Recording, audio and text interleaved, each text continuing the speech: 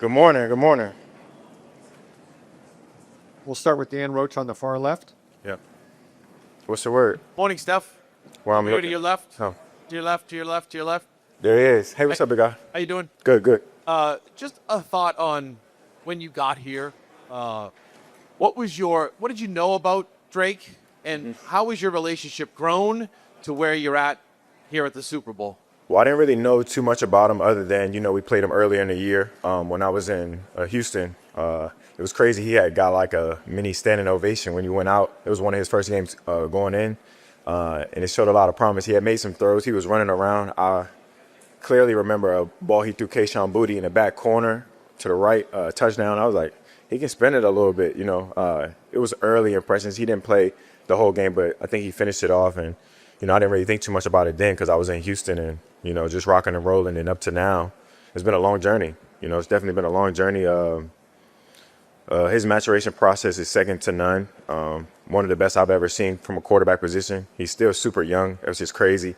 He's had a lot of success, but as I've grown closer to him, I'm a huge fan of him. He's like a mini inspiration. And to be that young and be that mature and be able to play at a high level is something that I always wanted when I was a young player, and I'm just happy to be a part of this thing. He's a good teammate as well. So we joke and laugh a lot in that building and in that room. So the more time we spend, I see that relationship growing, and he's cool with all his teammates. He's like that quarterback. I don't know how to describe it. If you play football, but he has that quarterback mindset, that quarterback energy. Yeah, he's cool. For cadence purposes, we'll try to go back and forth, right and left. So we'll go to the right.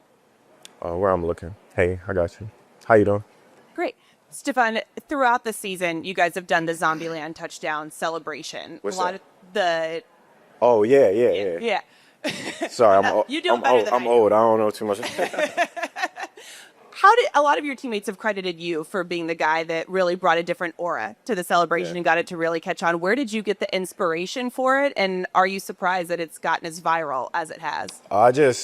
I be on the internet a little bit. It's crazy that you said it. I didn't even know the name of it. I be on the internet a little bit. I thought it was fitting. I think it started around like Buffalo, and it kind of carried on. So I don't give it too much thought. I'm out there just trying to have fun, bring a lot of energy, and bring some swag.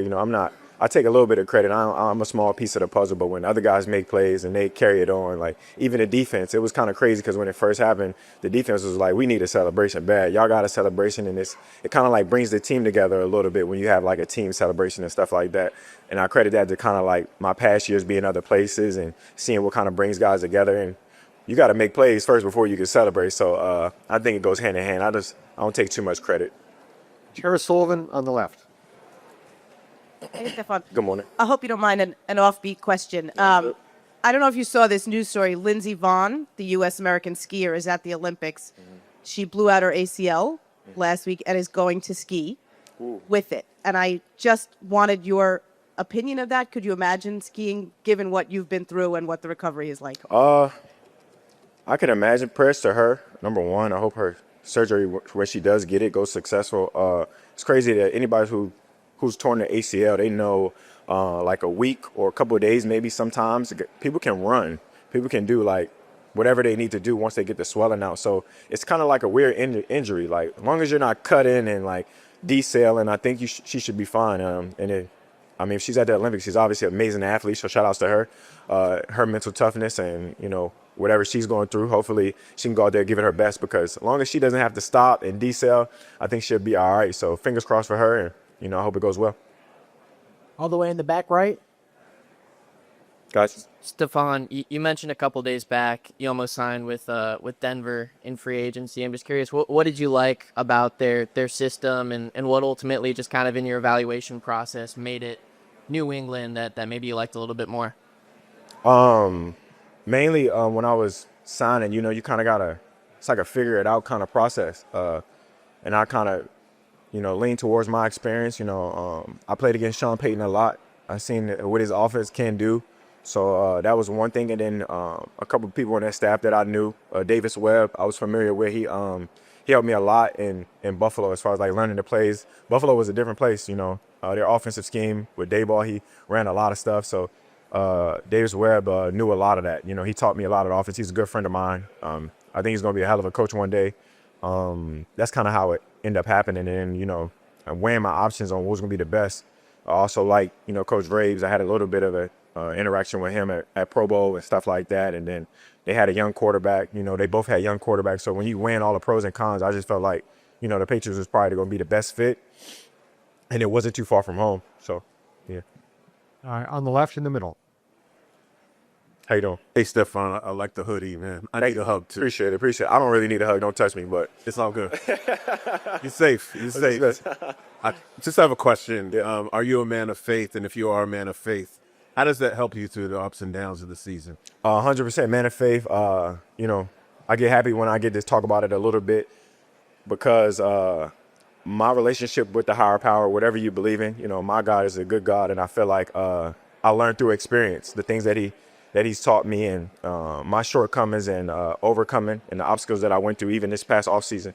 I kind of talked about it a little bit as far as leaving Buffalo was a different experience for me. And then I wanted to go to Houston. I ended up going to Houston. I wanted to chase a ring. I was around great players, a good team. And then I ended up tearing my ACL, boom. And then fast forward, I ended up at the Patriots. Not a lot of people believed in the Patriots or thought they would do anything. They said they were going to win like 6-7 games. That's what I was reading up at that point, but didn't pay it no mind. Fast forward, now I'm in the Super Bowl. There's a lot of things that happened in that timeline, but leaning on my faith and leaning on the things that that got me here. I feel like he was going to help me overcome anything that I go through or went through. And look at how it all played out. Who would have thought? I wouldn't have, but I'm gonna continue to lean on him through everything that I go through. Here I am at the Super Bowl trying to win a game. Kyle Hightower in the middle right. Stefon, 11 years in the league by kind of default. You're kind of the elder statesman of the receiver room. Yep. But you're obviously still very much a young guy, full of energy. Yeah. What's it been like kind of serving that role for this group and interacting, get to know this group? And what's kind of bonded you guys all together despite your different kind of, years in the league? I'm the oldest in the room. They make fun of me all the time. And I'm like, look, Mike Wallace told me a long time ago when I was young, I used to make fun of him for being old. I think I met him around like year 7 or 8. I was like, damn, you old. And then he was like, you're going to be old one day too. And I'll never forget that statement. Like at this point, Pop, Kyle Williams, even Kayshawn, they make fun of me all the time. And I'm like, look, y'all going to be old too one day, and we're going to revisit and have this conversation again.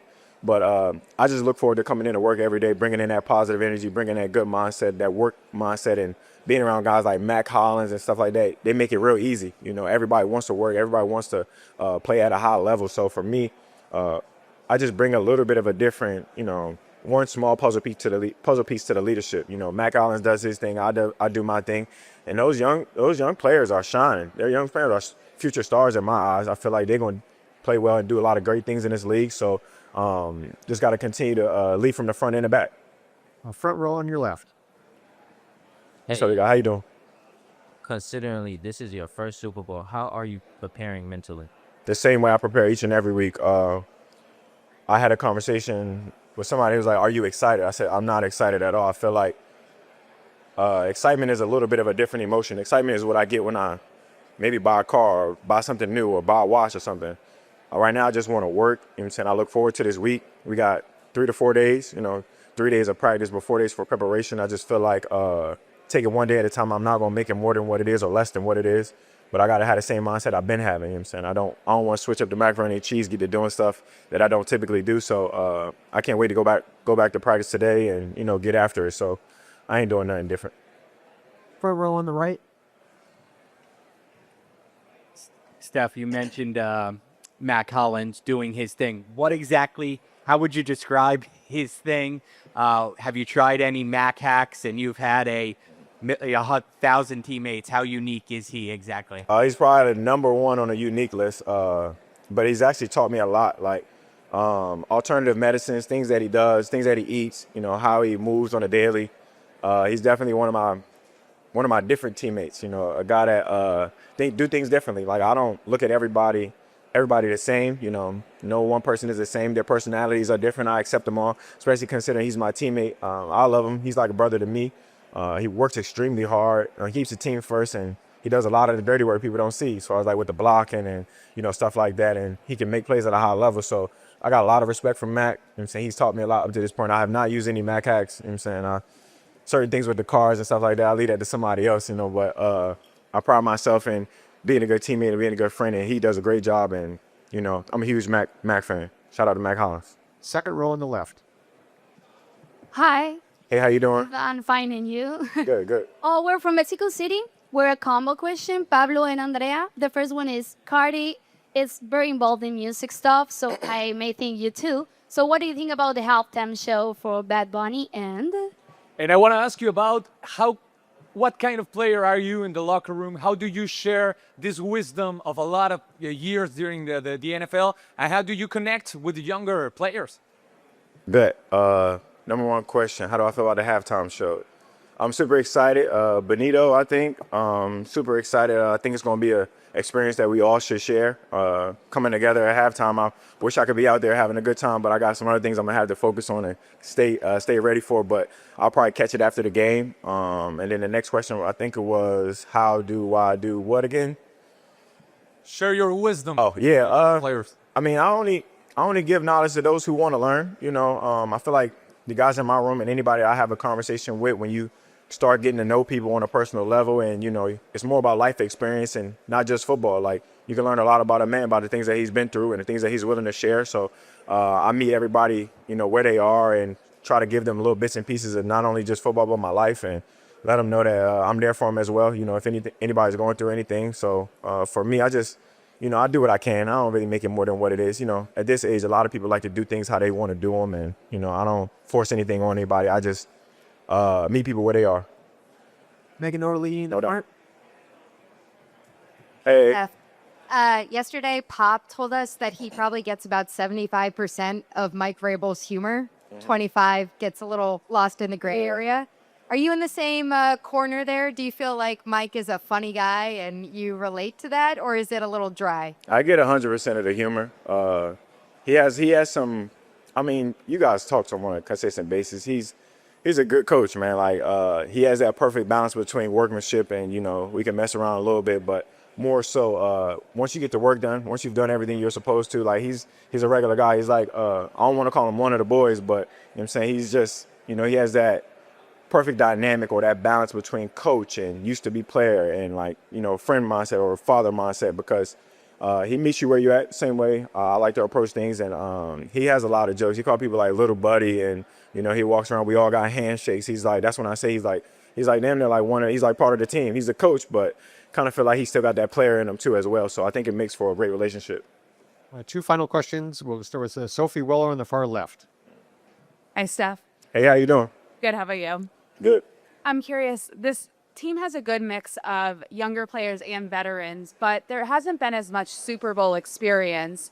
Is there anyone this week that that the team has specifically been relying on, or that's kind of stepped up as a leader to help navigate this week? No, I think it's been the same, consistent, just because they try not to switch the macaroni and cheese. And the guys that have that experience, I don't think they've approached it any other way, than they approach each and every week, which is a great thing, because there's consistency there. Like, you can rely on guys who have been in the Super Bowl, who have like experience, like a guy like Milton Williams, like superstar, Carlton Davis, guys who made those plays. I feel like they've approached this week the same way they approach any week. It's a lot of extra stuff, a lot of fluff, a lot of, this type of stuff, media and stuff. But the football stuff, it's been consistent and, something that we all want to be a part of. And I look forward to, this game. Last question, middle on the right. Donald Ware with Boxer Row, representing Silver Spring, Maryland. Nice to meet you, boss. Yes, sir.